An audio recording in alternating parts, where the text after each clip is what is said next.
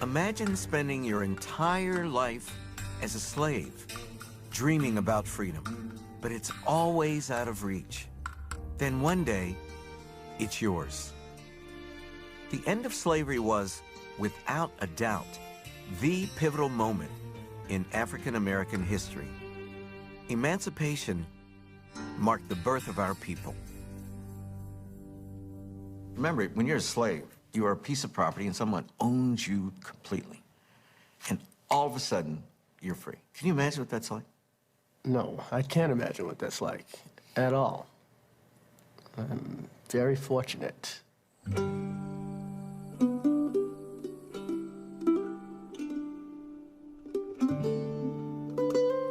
One day, somebody taps you on the shoulder and says, "Negro, you're free." What do you think that felt like? I think for some, depending on the spirit of the person, would have been afraid. I don't know where else to go. I can't imagine another life other than being here, especially if he's treated nicely. Now, if he's treated poorly, I would say that immediately he says, "I'm out of here. I hate this plantation owner. I don't care if I starve. I want my freedom."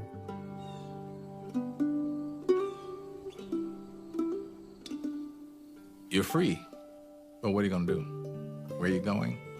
And this is just a bunch that walked off and turned around and walked right back because, you know, the very first thing you realize by the time you get to the edge of the plantation is, where the heck are we going? With no money. No money. So the idea of freedom was, I think, much more endurable than the reality of freedom. That's a good way to put it.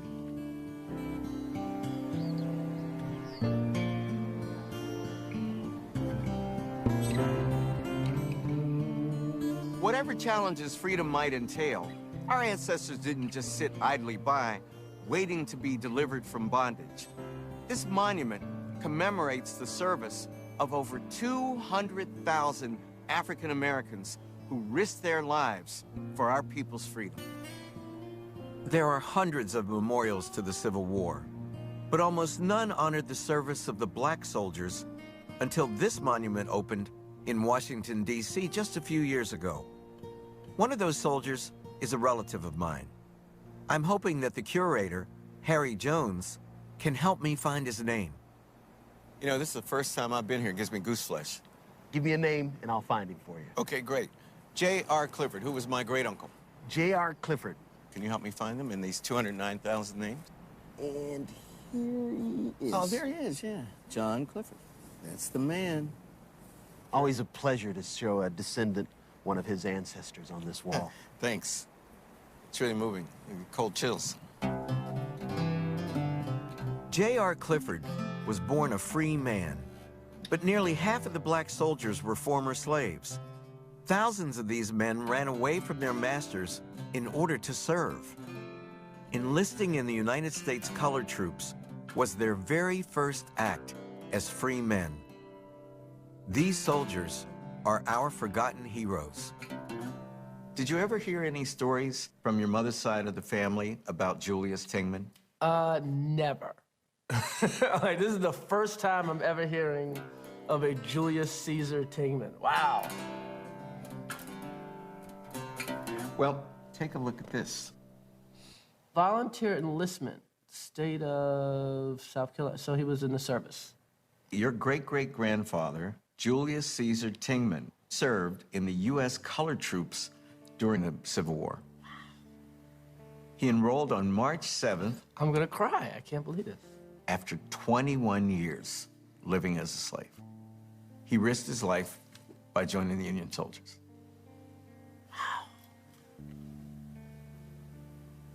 I never knew any of this. Wow, this is great.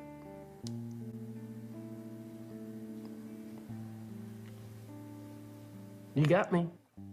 And there's more? Not the end. When the, Woo. you know, Frederick Douglass had to go to see Lincoln over and over again because they didn't want black people to have guns. So they had to be losing the war before they let black people be managed. Some things never change. Some things never change. And Julius Caesar Tingman was promoted from private to corporal. I mean, he had to be a serious soldier in just a few months after he enlisted. Or a lot of brothers got killed. It wasn't like they put the black troops in the back. But I just got here yesterday. Don't worry about it. How does it feel to know that you have an ancestor, a direct ancestor who served in the Civil War? It is, I don't know, this whole thing is mind-blowing. I mean, I knew nothing of this. Nothing. Nothing. And we'll find him here on the wall. Chris Rock was not the only person we interviewed with an ancestor who served in the United States Colored Troops. 25th Regiment, United States Colored In Infantry. alphabetical order in the regiment. And so here we There are. he is. Myers Kennelly. Don, you are descended from a Civil War veteran. Wow. Do I get anything for that? You want the pension? Yes. Well, your great-great-grandfather, Myers Kennelly, enlisted in the United States Colored Troops before the end of the Civil War. Wow. Can you imagine what it was like to be a slave all those years and then be in a uniform with a gun, fighting for the freedom of all the slaves? And still being called a nigger. And still being called nigger. Yeah, unbelievable, amazing. To want to go do that. I mean, to really believe in it. Yeah. You know, to really believe in the dream. The end of the Civil War transformed this country from a slave society into something as yet unknown. Black people were thrust into a new world, one seemingly limitless impossibility. Freedom would change every aspect of their lives. They talked about the day of Jubilee. They spoke in terms of an apocalyptic moment. This was this great new opportunity for slaves to free themselves from ancient bondage. So they had to do something good with their lives. They believed this.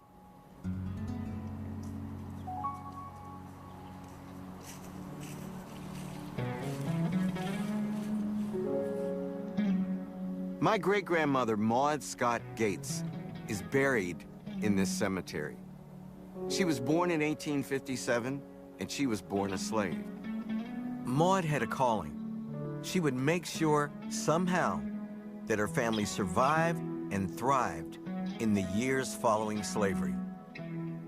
She was the dominant force who set our family on the road to education and the ownership of property. I admire her so much that I named my first child Maud. But I want to know much more about her, especially her experience as a former slave. My father and his cousin, Dr. Robert Thompson, knew Maud when they were children. I've come to ransack their memories. Who are they, Daddy? That's Grandma. That's Maud. Was she a nice person? Very nice. One of the smartest persons that I ever met. And evidently, she didn't go to school. But as far as we knew, her slave owners had a daughter her age, and she taught Grandma, you know, what she knew. So she taught Grandma how to read and write? Yeah. Well, my mother just said that she was a very strong person, that's all, and that she was the decision maker, and she took care of business and took care of the family. She looks like a tough cookie. She was, from what I gather, yes. I wasn't afraid of nobody.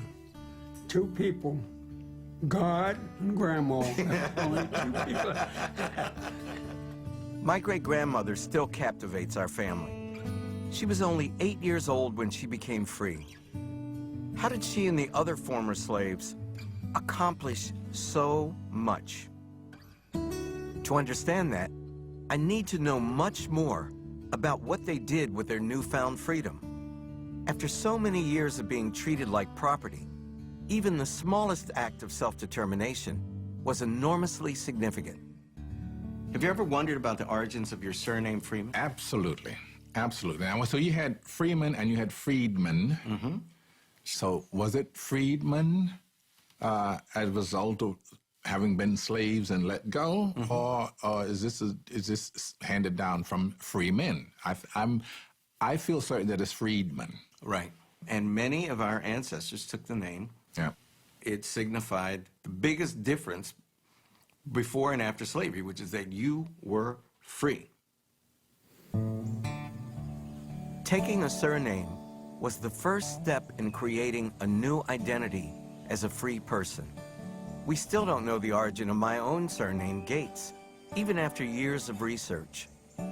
Some freed people took the names of their former masters, but many severed all ties with the slave past. My grandmother was the daughter of a former slave, and her mother, as soon as slavery was abolished, she renamed herself. And she named herself Kentucky Shannon. And when asked why, were you enslaved in Kentucky? She said no, that she liked the sound of the name. And she absolutely prohibited anybody from knowing anything more about her background. She said, I'm Kentucky Shannon, and that's all you need to know. What stories have you heard about the origin of the Woodbridge name? What we were told, and this is still goes on in family gatherings, that when Papa, and I'm not certain who Papa was, when he left from the plantation, you know, depending on who tells it, the story gets grander. But he walked across the path and he decided he was going to rename himself. And the first thing he came across was a wooden bridge. And so he decided, I'll change my name to Woodbridge. After our first series aired, people would stop me on the street and ask, why did you only do the family trees of well-known people? Why don't you include a person like me? Why did we get this bug to want to know? So this time, we invited the public to submit their own family stories. The response was astonishing. We chose Kathleen Henderson from over 2,000 applicants. This was your great-great-great-grandfather. His name was Dudley Woodbridge. Well, this is the slave schedule from the 1860 federal census, and this is a page for a slave owner named Grafton D. Woodbridge. Kathleen, what do you think the D stands for in Grafton's name? Dudley. Dudley. Yeah. The same name as your ancestor. He might have been walking across the bridge. But we also think he was walking across the bridge owned by his owner named Grafton Woodbridge. Grafton Dudley Woodbridge. Sorry, family. Many freed people reinvented their past as well as their names. This makes learning about our ancestors even more challenging.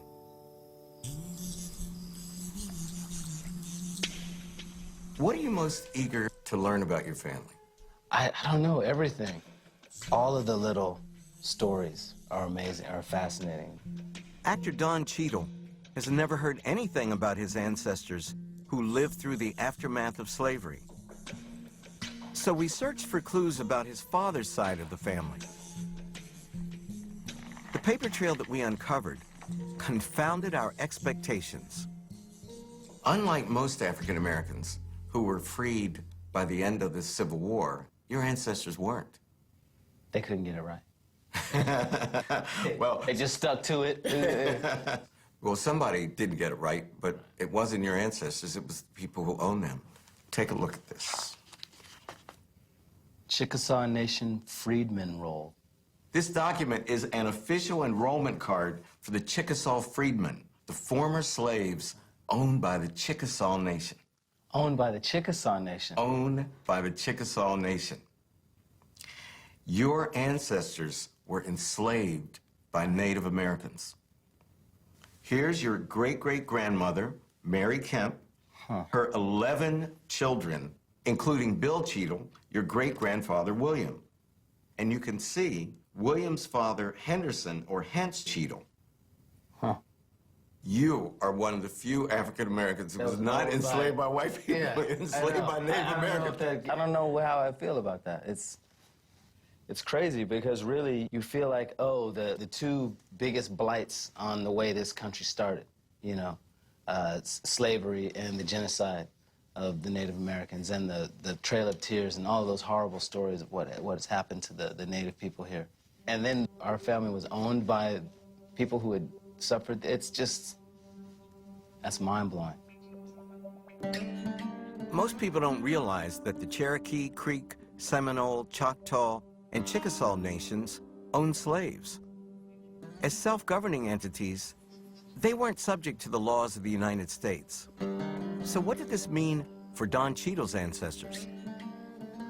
When the Civil War ended, the 5 civilized tribes kept their slaves. They refused to liberate their slaves. Everybody wanted to roll with the slavery thing as long as they could. That's right. They said, come and get them. Yeah. You gotta take my slave. You got, yeah. Pry it from my cold, dead hand. And I had no idea. I had neither. This is amazing. The United States government didn't make a treaty with the Chickasaw until 1866, forcing them to liberate their slaves and make them citizens. The Chickasaws freed their slaves, but they did not offer them citizenship in the Chickasaw Nation. Are they honorary white people? I mean, what's going on here? Don, your ancestors were in Indian territory, yet they were neither Chickasaw nor were they Americans. They were a people without a country and without any legal status at all. That's crazy. The Chickasaw freedmen would spend decades in this stateless limbo, invisible and forgotten. But most of the former slaves entered the Reconstruction era with unparalleled hope. They were eager to build new lives in the South. Did you think that you would live your whole life in Tennessee? Oh, no. I knew I wanted to go somewhere because I didn't like the cotton fields. One of the first songs that you wrote, I believe, was entitled Nutbush City Limits. That's true. Could you sing it for me? Church house, gin house, dun-dun-dun-dun, schoolhouse, outhouse. Highway number 19, dun-dun-dun-dun, people keep the city clean. They call it Nutbush. Music legend Tina Turner grew up in Tennessee, where her great-great-grandfather Logan Curry had been enslaved.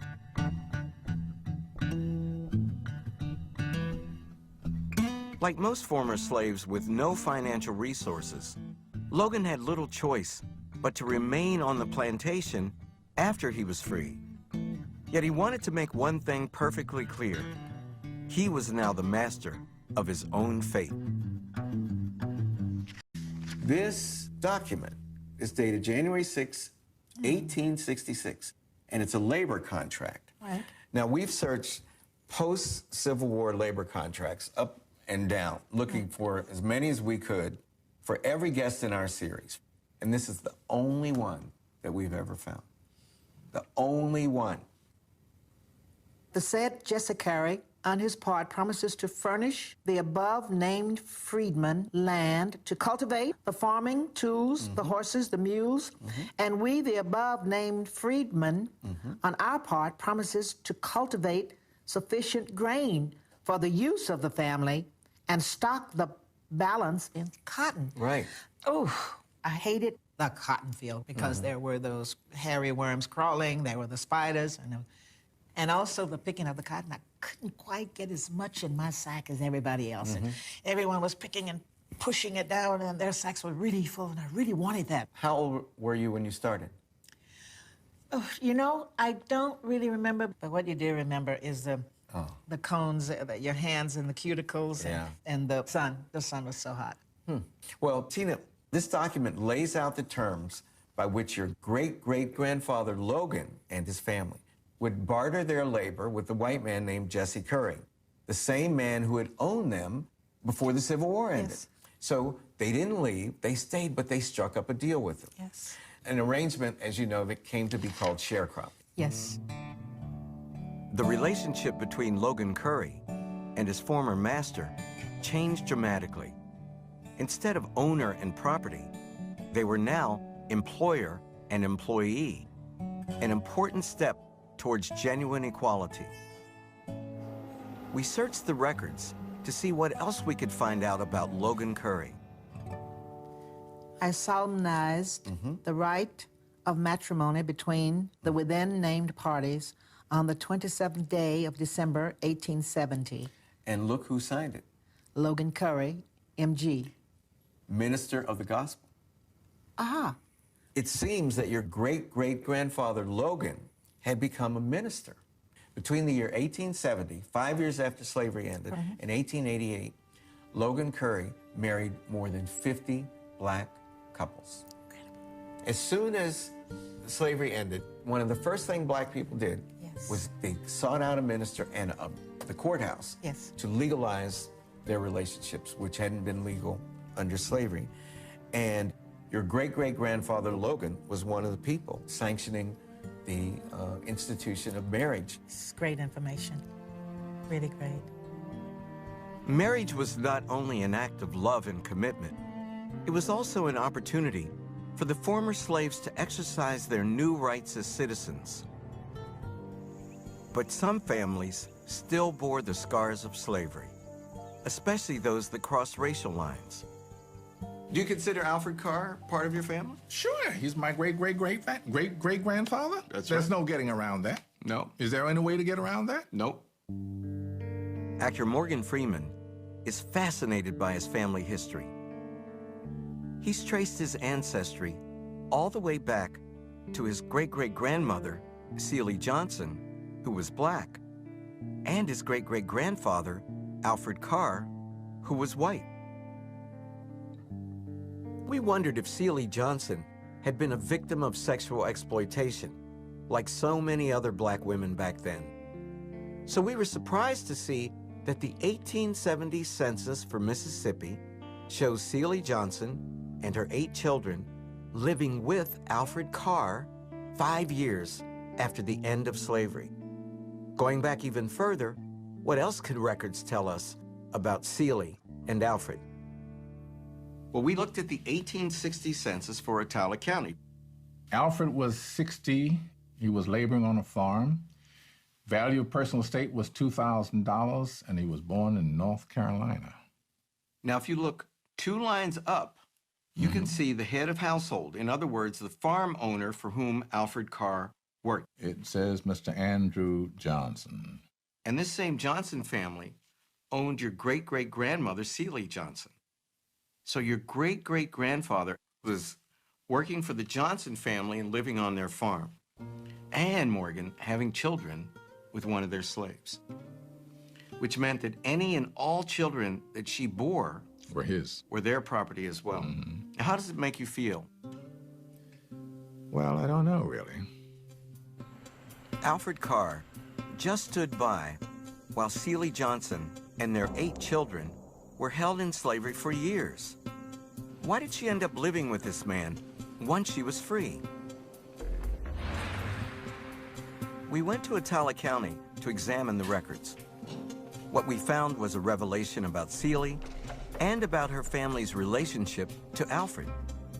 We discovered that in 1869, Alfred Carr purchased property with James, his eldest son, with Celie. Is that right? Then a year later, Carr sells the same piece of land to James and to 3 of his brothers. And when you were growing up, did your family ever? Not one word. Not one word. Now, it would be certainly surprising if 4 very young men who had been slaves had the sum of $1,500 just 5 years after emancipation. Okay. Well, according to Mississippi law, illegitimate children could not inherit property from their fathers. It maybe this was a way for Alfred Carr to provide for Celie and their mixed children. Really? Well, we went to the land that Alfred bought and sold to his sons 140 years ago, and look what we found. Would you mind turning the page of the scrapbook Absolutely. to 18.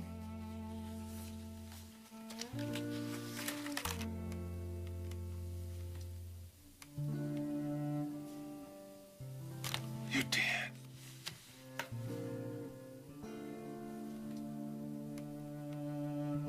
Morgan, whatever the nature of their relationship, whatever it may have been during slavery times, your great-great-grandparents decided they would be buried side by side on the old Carr land, surrounded by the graves of their children. And it's still there. It's, as of Friday, brother, it was still there. When we look back at the records, we figured out that Celia and Alfred had been together for about 35 years by the time that Alfred died in 1882. Maybe that's why the person who made these headstones called her Celia Carr.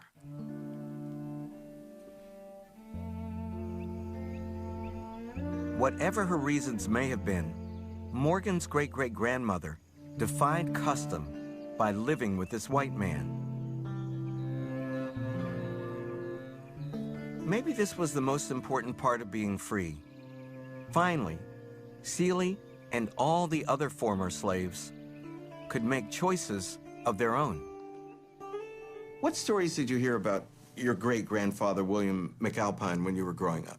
I hate to say it, but my mother really didn't talk all that much about him. I know that she was from a very prominent family, but not much conversation there. Soon after Lyndon Johnson Rice's great-grandfather, William McAlpine, got his freedom, he became a Baptist minister. But he had even greater aspirations beyond leading a church. This is a page from 1873, the Colored Baptists of Alabama, the state convention. Reverend W.H. McAlpine introduced the following: resolved that we plant in the state of Alabama a theological school to educate our young men. 1873, Linda. Slavery just ended 1865. 8 years later, this brother has the audacity to introduce this resolution. Okay, would you read the next part? The White Baptist Convention assembled in the same city at the same time advised against the educational scheme, of course. Why do you say of course? Black people, intelligent, coming together as a group, strength in numbers, oh no. Terrifying. How are we going to control them? Even the church at that time, which recognized black people had souls, even the church did not want black people to be autonomous. You know, the Lord don't want y'all to be too free yet. You're out of our control. That's not what we want. Blacks came out of slavery, not a lump of clay, but they came out of slavery with definite ideas as to what they needed for their progress. And the Black Baptists of Alabama were convinced that education was the key. They said without education, blacks will perish. But with education, blacks will uplift themselves. After 5 years of tireless effort, William McAlpine won his battle. In 1878, the Alabama Baptist Normal and Theological School, now known as Selma University, opened its doors. McAlpine's victory showed that our people could move forward on their own, even when white people opposed them. Can you imagine how much courage it took for William McAlpine to go ahead with this plan just a decade after he'd been a slave? You're talking about a person who had a great, I think, sense of self, and who also believed in the intellect and in the integrity of African Americans. Our ancestors' ultimate goal was full equality. They wanted the same rights as white people, and they wouldn't settle for less. One of the greatest differences between slavery and freedom would be the right to vote. There was a tremendous sense of opportunity among African Americans because they thought that they could use the political system to change their situation. You know, it was a tremendous time. It was a revolutionary time in the South. These are the state returns for the Charleston County House of Representatives election of 1872. Out of 70 candidates, voters chose 20 representatives to serve in the state assembly. Wow. J. Tingman. At just 27 years old, Julius Caesar Tingman was elected to the South Carolina state legislature. All makes sense now. It all makes sense. When I was a kid, I wanted to be president. That was the job I wanted. It was the only job I wanted besides comedian. I wanted to be president of the United States of America. And my mother would go, "No, don't say that." I mean, because, I was born February 7th.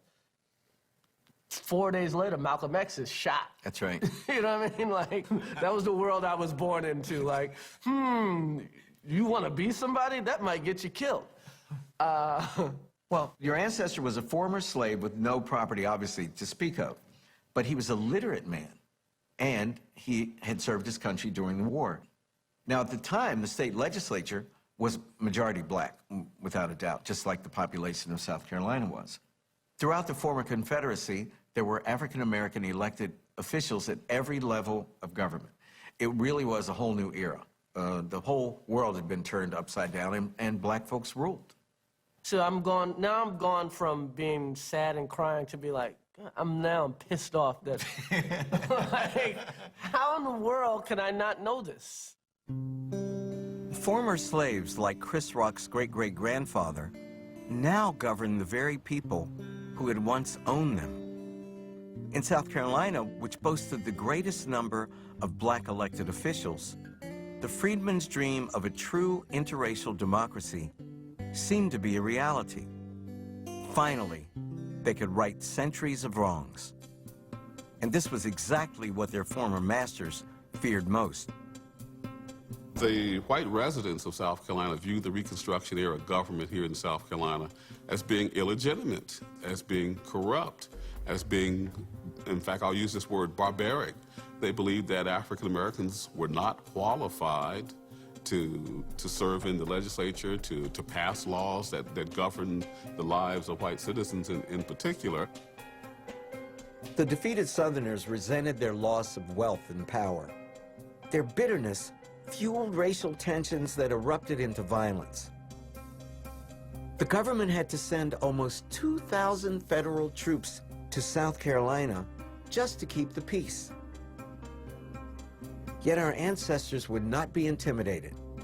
Your great-great-grandfather ran for office again in 1876. Julius Caesar Tingman, the gift that keeps giving. Now, here are the results of that election. I see his name. Wow. Yeah, it's like it's staring me in the face. You know, you hear the thing parents always say, I want my kids to see blankety blank so they know they can become anything. I mean, it's weird. If I'd have known this, there's a good chance I wouldn't be a comedian. What would you become? Until I lucked into a comedy club at, age 20, just on a whim, I assumed I would pick up things for white people for the rest of my life. If I'd have known this, it would have taken away the inevitability that I was going to be nothing. When Chris Rock's great-great-grandfather won his second term in 1876, tensions came to a head. Disputed elections for the presidency and for South Carolina's governorship resulted in a standoff that lasted for months. Finally, the white Republicans, who had been the freedmen's allies, betrayed them in exchange for the White House. In return, they gave control of the South back to the Democrats. Reconstruction was over. In 1877, President of the United States, Rutherford B. Hayes, pulled all the federal troops out of the South. Bad day for the brothers and the sisters. The contested legislators, like your great-great-grandfather, were kicked out of office. It's unbelievable. I mean, he was the man, right? And then these races come in, Kick him out? Yeah, mind-blowing. Right away, the new government turned back the clock on progress, reducing black people to second-class citizens. Their dream of true equality was shattered.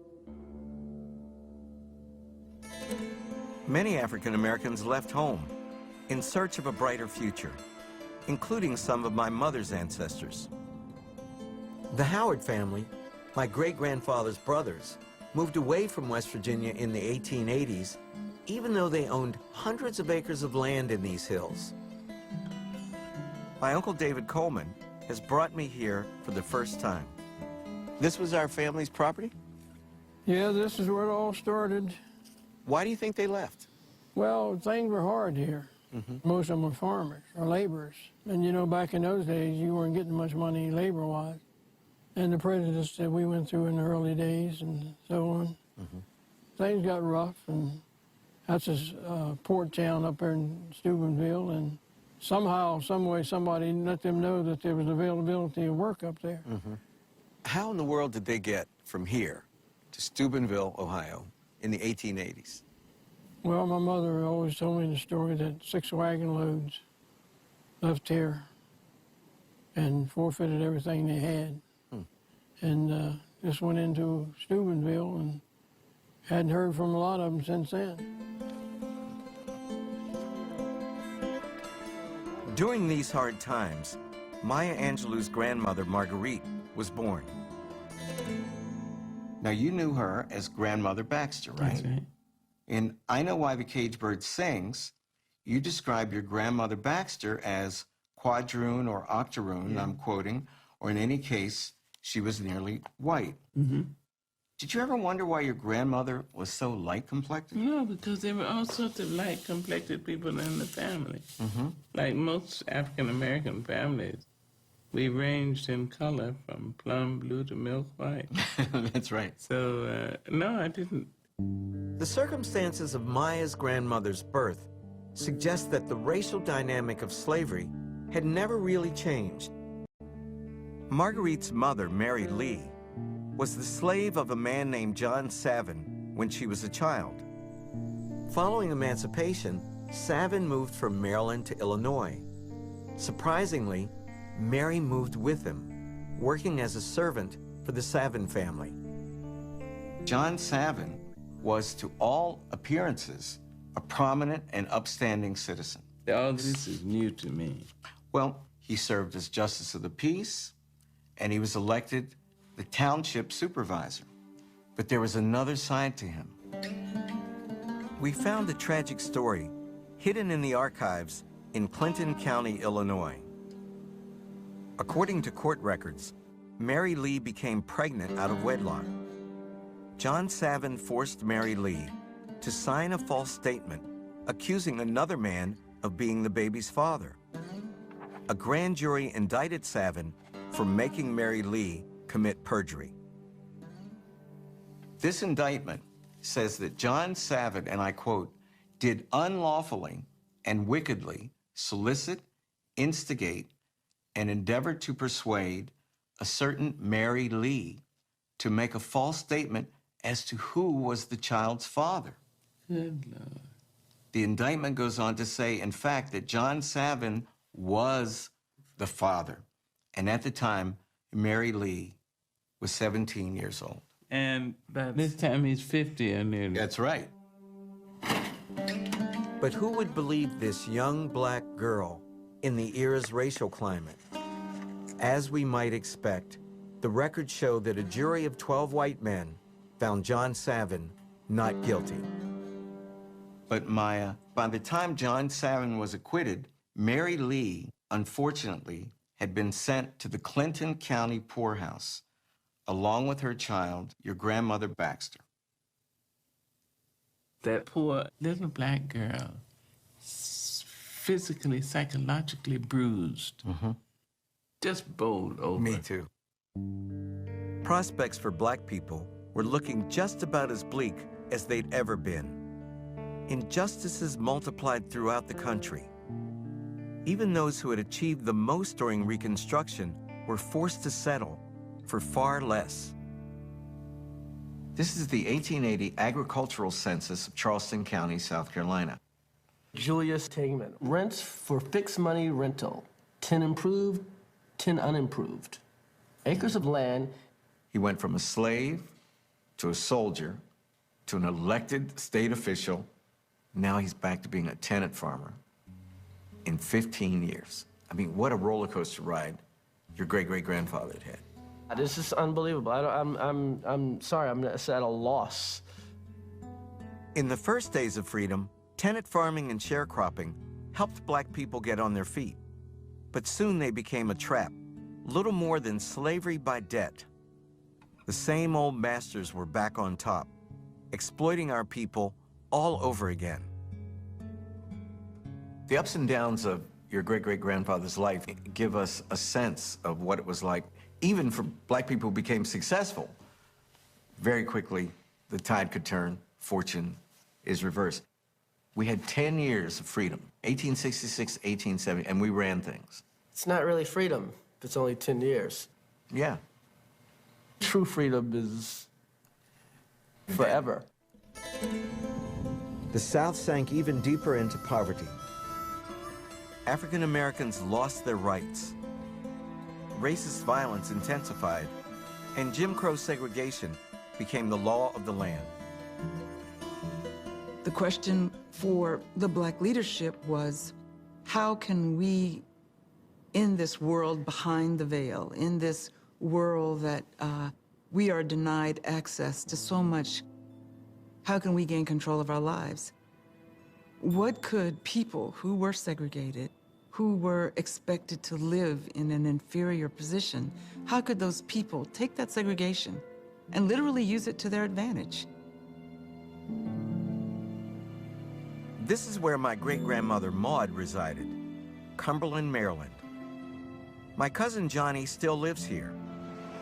We had heard that during the 1890s, when our people's hopes were at their lowest, Maud helped found an all-black Episcopal church, St. Philip's Chapel. We've come to talk to Father Chapman at the Emmanuel Episcopal Church to hear what he knows. So this is the original list of St. Philip's congregation. So Mrs. Edward Gates. Yeah. That's Maud. Yeah. Pansy, their daughter, my great-aunt Pansy. Boy, I wish Daddy could see this. Skip and I have talked over the years and always thought that Edward, Skip's grandfather, my great-grandfather, was the one who was driving the family to the church here, but it appears through records that Maud was the first. So that's pretty amazing in itself that she... So Maud dragged them all. So we have no idea why these people broke off. I just think it was some combination of the spirit of the times and also an effort at some kind of self-actualization. This was an opportunity to have something that was theirs, and nobody could push them around in their church. Here was a world in which we could feature. It was important to us, and we were important to it. I think that's what the secret of the church is. I don't think it has anything to do with theology. And when everybody just assumed that we were brute beasts and treated us that way, the church reminded us that we were children of God. That was very, very important. We've never forgotten that. When Jim Crow America shut our ancestors out, they didn't just give up. They created their own institutions, often at great personal sacrifice, building the foundation for change. This is a land deed from Benjamin B. Flagg, your great-grandfather George Flagg's older brother.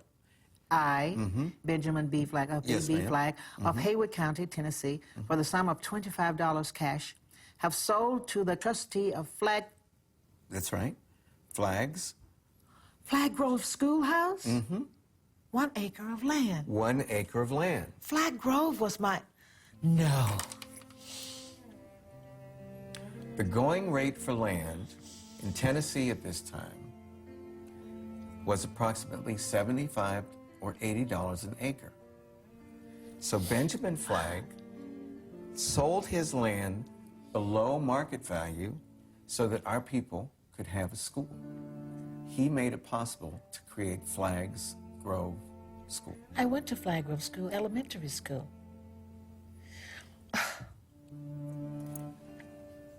Great. Just great. Wow.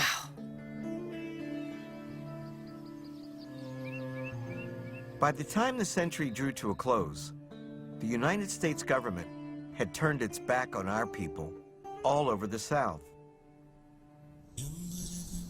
But out west, where the Chickasaw freedmen had been living as stateless people for over 30 years, the status of Indian territory was about to change. In the late 1890s, the United States government drew up official rolls of the citizens and former slaves of the Native American nations. Don Cheadle's ancestors were among those who were ready to stand up and be counted. Your great-great-grandparents would have had to travel to Tishomingo, the capital of the Chickasaw Nation, in order to enroll.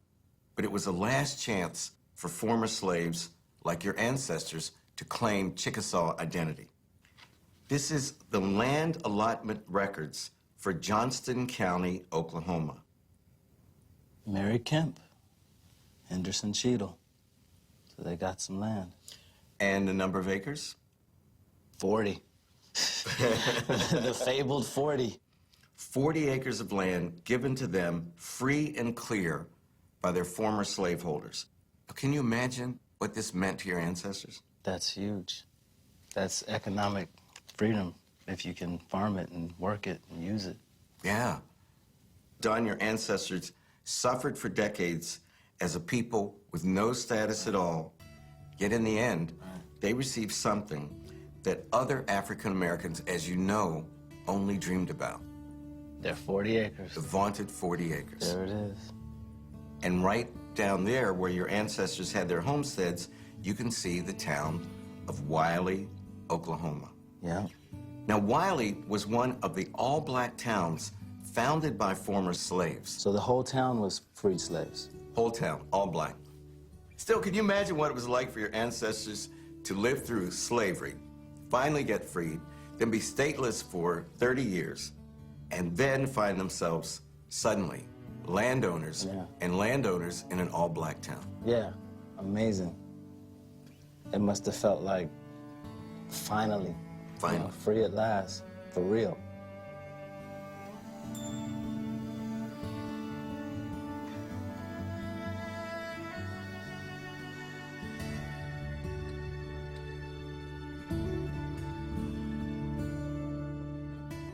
In 1907, Oklahoma became a state, and the Chickasaw freedmen were United States citizens at last. It humbles me to think of how our ancestors persevered in the face of so much adversity. Somehow, they managed to make a way out of no way. This is the will of Julius Caesar Tingman. Wow. And it tells what he left his family when he died in 1917. 40 acres, more or less, in St. Stephen's Parish. Okay. Wow, more land. What, so how many acres? I mean, did you guys add this up? How many? 65.5 acres. And this was an amazing accomplishment for anybody, white or black, at that time or place. And for a black man, it was a miracle. You know, I don't own that much land now. You know? So. And he had 2 life insurance policies. Wow. Which were good. Even though he had no resources when he's kicked out, along with all the other black people, out of the legislature, Julius Tingman still managed, over the next 30 years, to find a way to provide for his family. I'm very proud of my great-great-grandfather. And I'm really sad that I went through my whole life not knowing that, you know, that there were people in my family that achieved, like, enormous heights. People in my family that, you know, grew up during slavery and Jim Crow and the fall of Deconstruction, that still managed to, you know, experience some of their dreams coming true. Yeah. You know what I mean? Yeah, a miracle. A miracle. It is.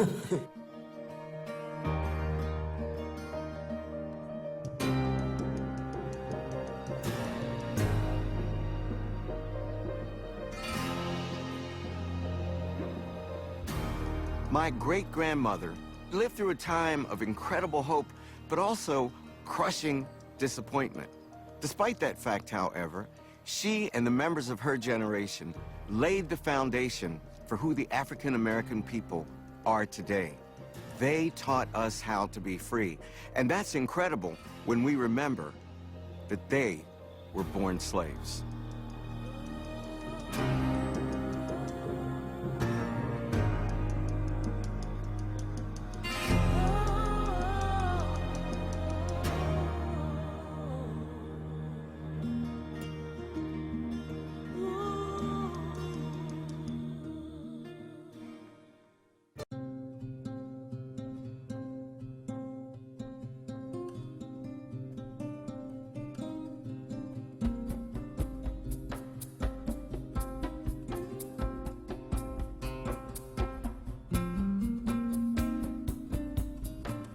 To watch clips from African American Lives 2, learn about DNA analysis, or share your own family histories, visit pbs.org. African American Lives 2 is available on DVD for $24.99 plus shipping. To order, call 1-800-336-1917 or write to the address on your screen.